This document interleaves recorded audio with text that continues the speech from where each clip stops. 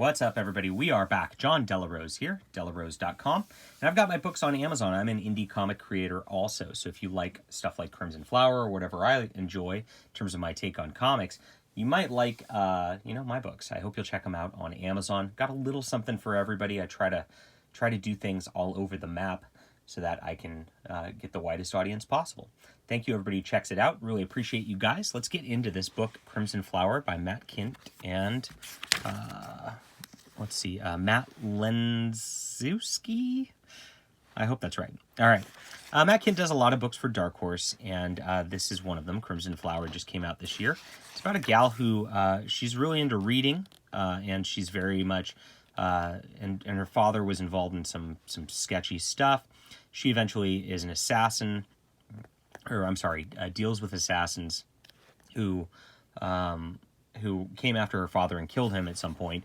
And there's a big mystery. She's hunting down what's going on here. I am not a fan of this art. I'm gonna say that right away.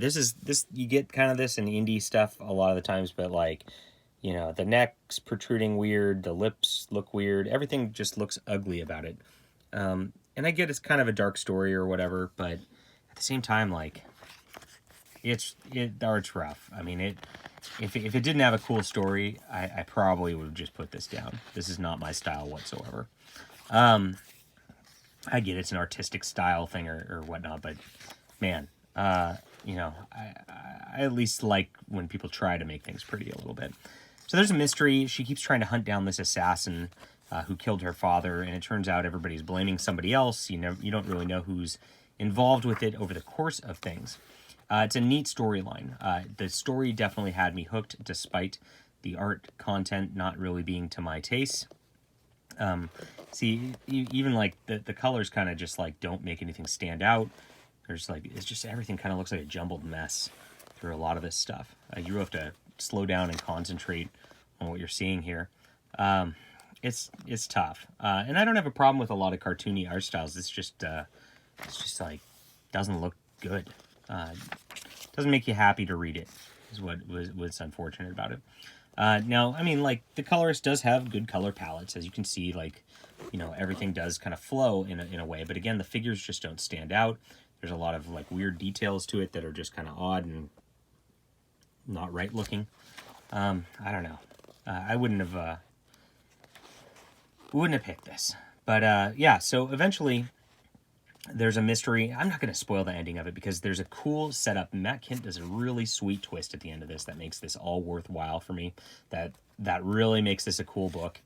And the end of it does not end up what you expect, and she ends up a pretty interesting assassin herself, is all I'll say about it. Worth reading just for that twist. That was a good, cool idea right there. You got some neat variant covers in the back as their sort of extras and some sketches out here. Some of the thumbnails for the process. I always like to see that sort of stuff. And it's cool. All right. Story was really good. The story was like a 9 out of 10, but the art, man, I had trouble reading it because of that. I call it a 5 out of 10. So I'll give this a 7 out of 10 overall. I do love Matt Kindt's work and always check it out because he's really pioneering a lot of cool stuff in indie comics. Crimson Flower, they call it Volume 1. I don't know what they'll do with the Volume 2 or if there's going to be a Volume 2. Usually depends on sales with these things. But that's it for now. Hit that like and subscribe button. We'll be back soon.